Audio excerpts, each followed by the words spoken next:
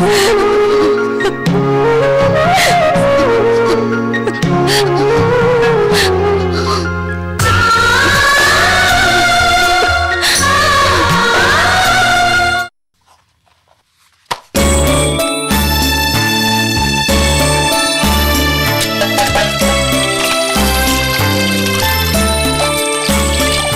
கோமதி, நானும் வந்த நாள்ல இருந்து பாத்துக்கிட்டு இருக்கேன். ஏமா இப்படி வேலையெல்லாம் இழுத்து போட்டு செஞ்சிட்டு இருக்க?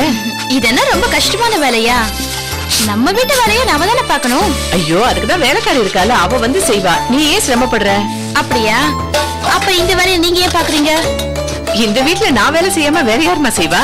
அதே மாதிரிதான் அத்த, இந்த குடும்பத்துல நானும் ஒருத்தியா இருக்கணும்னு நினைக்கிறேன். என்ன வேலை செய்ய விடாம உட்கார வச்சு விருந்தாளி ஆக்கிடாதீங்க அத்த. ஏய், உன்னை நாங்க இந்த வீட்டு பொண்ணாதான் நினைச்சிட்டு இருக்கோம். விருந்தாளி எல்லாம் ஒண்ணு நினைக்கல. நீ அதை வச்சுட்டு வா. அப்படியா? இருங்க வர. அப்போ உங்க பொண்ணு நான் சொல்றேன், நீங்க போய் உட்காருங்க, நான் எல்லா வேலையும் முடிச்சிட்டு வந்துடுறேன். இப்பதானே காய்கறி வாங்கிட்டு வந்த, நீ உட்காரு, நான் வேலையை முடிச்சிட்டு உன்னை கூப்பிடுறேன். ஒண்ணு வேணாம், நீங்க கிளம்புங்க.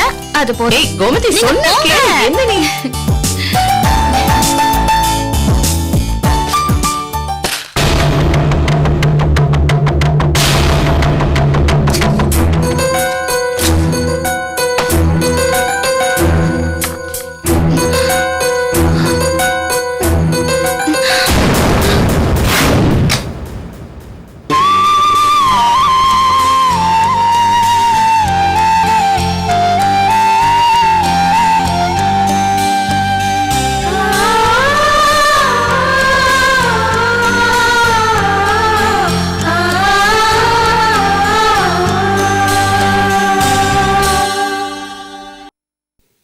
இந்த போட்டோல இருக்கிறது யாரு?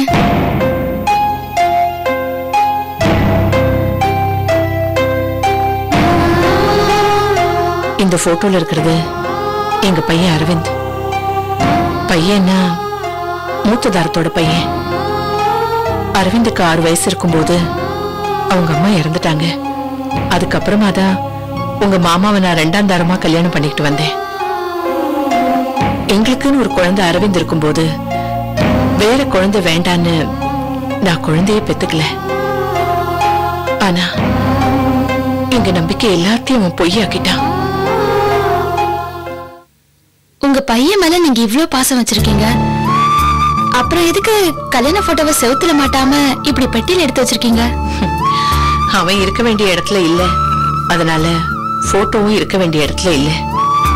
எனக்கு மனசு கேட்கலமா, அதான் பொட்டிக்குள்ள போட்டு வச்சிருக்கேன். நீங்க சொல்றது எனக்கு புரியல அத்த.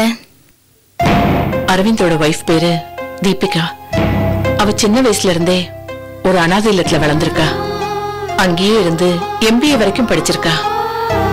என் பையனும் அவளும் எங்கேயும் சந்திச்சு ஒருத்தர் மேல ஒருத்தர் ஆசைப்பட்டு கல்யாணம் பண்ணிக்கிட்டாங்க. அவங்களுக்குள்ள உள்ள ஒரே பிரச்சனை என்னன்னா, இவனும் அறிவாளி அவளும் அறிவாளி. கல்யாணம் ஆனதுக்கு அப்புறம் தனியா போய் இருந்து ஒரு பெண் குழந்தையும் பெத்துக்கிட்டாங்க. 2 புத்திசாலிங்களும் ஒரே இடத்துல எவ்வளவு நாளைக்கு இருக்க முடியும்? டைவர்ஸ் வாங்கிக்கிட்டு இப்ப 2 பேரும் பிரிஞ்சிருக்காங்க. என் மனசுல வேதனை மட்டும் இருக்குன்னா, உங்க மாமாவோட மனசுல வேதனையோட வெறுப்பும் சேர்ந்தே வளர்ந்திருக்கு. இந்த போட்டோ இங்க இருந்தாலே அதை பாக்குறப்பெல்லாம் அவருக்கு கோபம் வரும். அதான்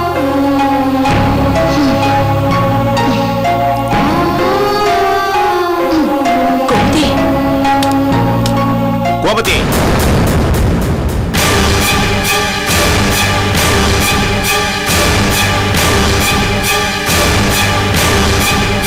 என் தங்க பொண்ணுங்கிறதுனால உன்னை அந்த வீட்டுல தங்க வச்சேன். எனக்கு எதெல்லாம் பிடிக்காத நீ செய்யக்கூடாது. முதல்ல அந்த போட்டோ கட்டி தூக்கி முடியாது மாமா, இந்த போட்டோ இங்கதான் இருக்கணும். இது இங்க இருந்து போகணும்னா நானும் வீட்டை விட்டு போயிடுவேன்.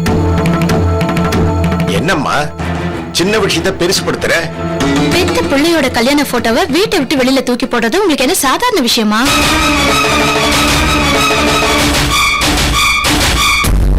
பெத்த புள்ள மேல பாசம் இல்லாத நீங்க தங்கச்சி பொண்ணு மேல மட்டும் எப்படி பாசத்தை காட்ட போறீங்க? கோமதி, மாமா, நான் இந்த வீட்டுல இருக்கணும்னா இந்த போட்டோவும் இங்கதான் இருக்கணும். இல்லன்னா நானும் எங்க அப்பா தங்கி இருக்க இடத்துக்கே போறேன். பாத்தியா காமாட்சி, இவ பேசுறத பாத்தியா? அப்படியே தங்க பேசுற மாதிரியே இருக்கு. அவளுடைய அவ்வளவு குணம் உனக்கு அப்படியே இருக்குமா? சரி, உன் இஷ்டம் போல செய். ஓகே?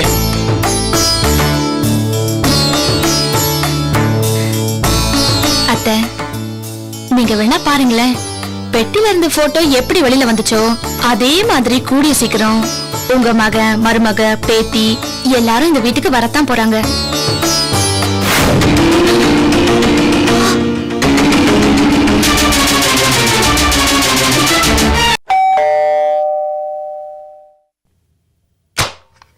பாட்டி, ஐயோ, எப்படி இருக்க?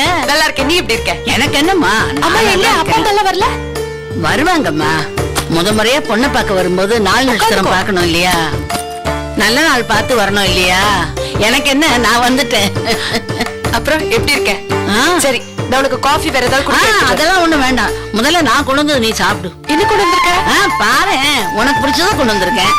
உனக்கு பிடிச்சது என்னன்னு எனக்கு தெரியல, அதான் செஞ்சு கொண்டு வந்திருக்கேன். இரு, நான் தரேன்.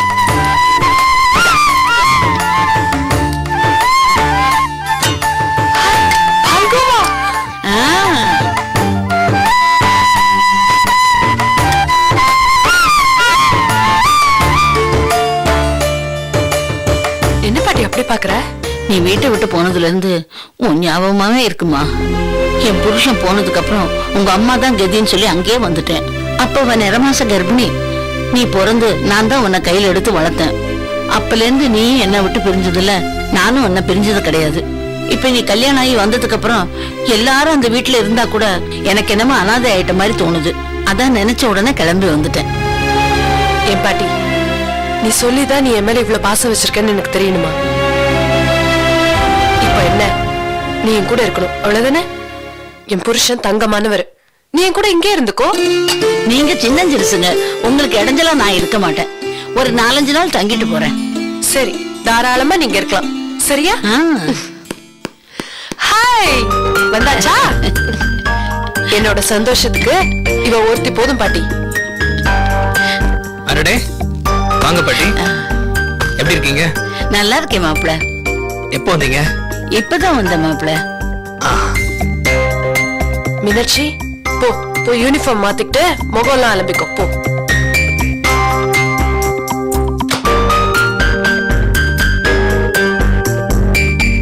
என்னங்க, இன்னைக்கு புதன்கிழமை தானே ஆகுது. மீனாட்சி வெள்ளிக்கிழமை தான் வரணும். அதுக்குள்ள அவளை கூட்டிட்டு வந்துட்டீங்க. கொண்டு போய் நீங்களே தீபிகா வீட்டுல விட்டுருங்க. போன தடவை இதே மாதிரிதான் ஏதோ முன்னாடியே கூட்டிட்டு வந்துட்டீங்கன்னு அவ வந்து இங்க கண்டபடி பேசி அவளை இழுத்துட்டு போனா. மறுபடியும் அதெல்லாம் நடக்கணுமா? மீனாட்சி அவளா வரல, நான் தான் அவளை கூட்டு வந்தேன். ஐயோ, என் மகளை என் கண்ணுலயே காட்டக்கூடாதுன்னு அந்த தீபிகா பிளான் போடும்போது நான் மீனாட்சியை கூட்டு வந்ததுல என்ன தப்பு இருக்க? இல்லங்க, தீபிகா மனசு. கவிதா, இந்த விஷயத்துல தலையிட வேண்டாம்னு நான் உன்கிட்ட ஏற்கனவே சொல்லியிருக்கேன். Okay, please. அப்புறம் இன்னொரு விஷயம், நீ, நான், மீனாட்சி 3 பேரும் கிளம்பி ஊட்டிக்கு போறோம். அங்க 10 நாள் தங்க போறோம். என்ன? இல்ல, பாட்டி நம்ம கூட ஒரு 4-5 நாள் இருந்துட்டு போலான்னு வந்திருக்காங்க. அதனால என்ன, பாட்டி நம்மளோட ஊட்டிக்கு வரட்டும், வந்து நம்மளோட ஒரு 10 நாள் தங்கி இருக்கட்டும்.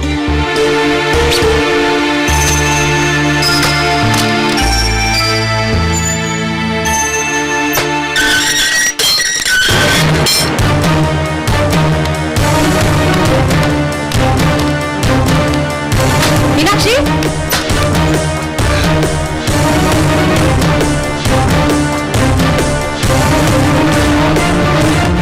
மீனாட்சி,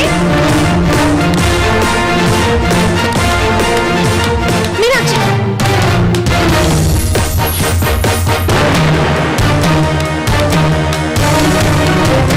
மீனாட்சி,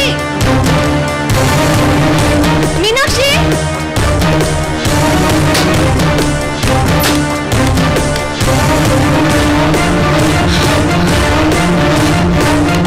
மீனாட்சி, அரவிந்த், அரவிந்த், நீ உன் மனசுல என்ன நினைச்சிட்டு இருக்க? குழந்தை ஸ்கூல்ல விட்டுட்டு வீட்டுக்கு போய் லஞ்ச் ரெடி பண்றதுக்குள்ள நீ அவளை கூட்டிட்டு வந்துட்ட. என் குழந்தை எங்க அரவிந்த்? என் குழந்தை எங்கன்னு கேக்குறல்ல? என் குழந்தை எங்க அரவிந்த்? என் குழந்தை எங்கன்னு சொல்லு.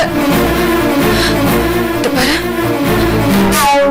என் குழந்தை விஷயத்துல மட்டும் நீ தலையிட்டனா நான் மனுஷியா இருக்க மாட்டேன், ராட்சசியா மாறிடுவேன். இனிமேத்தான் நீ மாறணுமா? அரவிந்த் ப்ளீஸ், வெள்ளிக்கிழமை காலையில 6 மணிலேருந்து அவன் உன் குழந்தை, திங்கட்கிழமை காலையில 6 மணிலேருந்து அவன் என் குழந்தை. அதுக்கப்புறம் உனக்கும் அவளுக்கும் எந்த சம்பந்தமும் இல்ல. இது கோர்ட்டோட ஆர்டர். ஆனா சட்டத்தையும் மீறி நீ என் குழந்தை எங்க கூட்டிட்டு வந்திருக்க. இதெல்லாத்துக்கும் என்ன அர்த்தம்? உனக்கு எவ்வளவு தைரியம் இருக்கும்? உங்களுக்கு மனசாட்சியே இல்லையா? இது ஒரு காலை உன் புது பொண்டாட்டி. இவளுக்கு விளையாடுறதுக்கு ஏதாவது வேணும்னா டெடி பேர பொம்மையை வாங்கி கொடு. என் குழந்தை தான் கிடைச்சால உங்களுக்கு. என் குழந்தை எங்க நீ இவ்வளவு நேரமா கேட்டுட்டு இருக்கேல்ல, சொல்லு. என் குழந்தை இப்ப வேணும், சொல்லு. எங்க இருக்கா சொல்லு, சொல்லு அரவிந்த். குழந்தை இங்க தான் இருக்கா.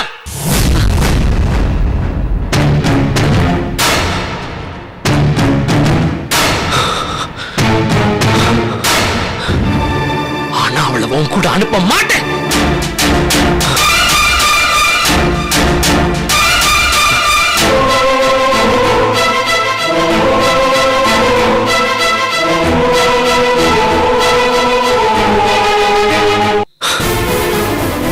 என்ன நீ பண்ற சூழ்ச்சியெல்லாம் எனக்கு தெரியாதுன்னு நினைச்சிட்டு இருக்கிறியா? நான் இல்லாத நேரத்துல என் வீட்டுக்கு வந்து என் பொண்டாட்டி கிட்ட பேசி என்னையும் என் குழந்தையும் பிரிக்கிறதுக்கு பார்த்திருக்கேன். அது மட்டும் இல்ல, ஸ்கூல்ல பிரின்சிபல்ட்ட பேசி டிசி கேட்டிருக்கேன். மீனாட்சி என் கூட அனுப்பி வைங்க, நான் கூட்டு போறேன்னு சொல்லியிருக்கேன். என்ன என்னடி என்ன நினைச்சிட்டு உன் மனசுல? என் குழந்தை என்கிட்ட இருந்து பிரிச்சு டெல்லி பாம்பேன்னு கண்காணாத எடுத்து கூட்டு போறதுக்கு நீ பிளான் பண்றது எனக்கு தெரியாதுன்னு நினைச்சிட்டு இருக்கியா? ஏய், நீ எம்பிஏ பார்டர் மார்க்ல பாஸ் பண்ணவ, கோல்டு மெடல் ஸ்டடி. நானு எனக்கு இருக்கிற அறிவுல கால்வாசி இருக்காது உனக்கு. என் கண்ணு முன்னாடி நீ களவாணித்தனம் பண்ணுவ, அதை பார்த்துட்டு என் குழந்தைய உங்ககிட்ட கொடுத்துட்டு ஏமாந்து போய் அனுப்பி நினைச்சிட்டு இருக்கியா? இப்ப சொல்றேன், என் குழந்தைய உன் கூட அனுப்பி வைக்க மாட்டேன். நீ செத்தாலும் சரிடி, என் பொண்ணு உன் முகத்துல முழிக்க மாட்டா. வெளியில போ, get out. அரவிந்த், அரவிந்த் என்ன பேசுற? அவ என் குழந்தை. அரவிந்த், மீனாட்சி, மீனாட்சி வா. ஏய், விடு. அரவிந்த், விடு. அரவிந்த், அரவிந்த் அவன் குழந்தை. அரவிந்த், அடி வாங்க போய் போ வெளியில. அவன் குழந்தை. என் குழந்தை. அனுப்ப முடியாது, நீ போ வெளியில. என் பொண்ணு உன் கூட அனுப்ப மாட்டேன். தீபிகா, தீபிகா, என் கோபத்தை கழுவி தீபிகா. நீ போ வெளியில. அனுப்ப முடியாது. நீ போ. அரவிந்த், போ. ஆடி வெளியில.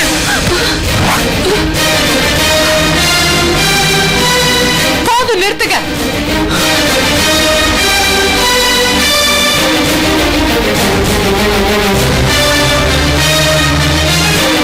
நீங்களாம் படிச்சவங்க தானே?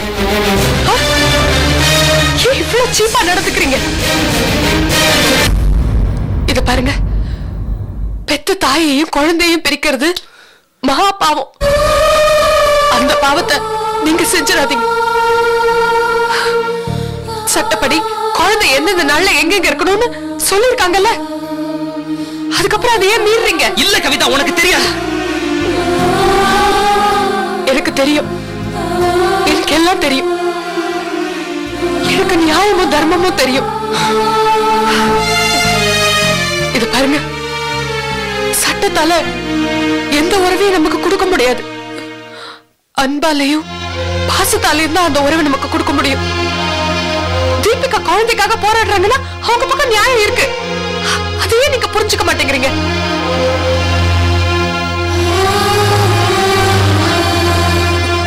நான் உங்க 2 பேர்கிட்டயும் ஒண்ணு கேக்குறேன்.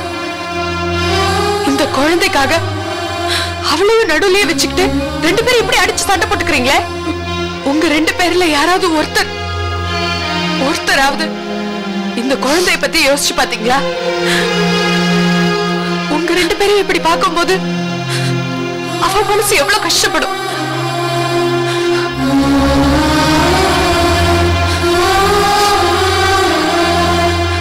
நீங்க 2 பேரும் பேசுறத அவளால கேட்க முடியுமா? அப்படியே கேட்டாலும் அவ மனசுல என்ன நினைக்கிறான்னு அவளால சொல்ல முடியுமா?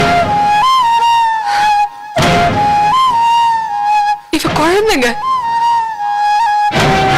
பொம்மை இல்ல. நீங்க வச்சு விளையாடுறது. இவளுக்கு என்ன நீங்க ரெண்டு பேரும் உணர்ச்சி எல்லாம் நினைச்சிட்டீங்க? நீங்க ரெண்டு பேரும் இதே மாதிரி போனீங்கன்னா இந்த பிஞ்சு மனசு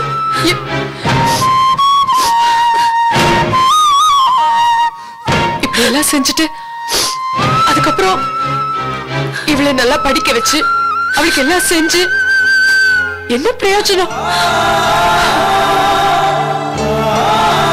ரெண்டு பேரும் எனக்கு வேணும் உனக்கு வேணும்னு ஒருத்தருக்கு ஒருத்தர் அடிச்சுக்கிட்டு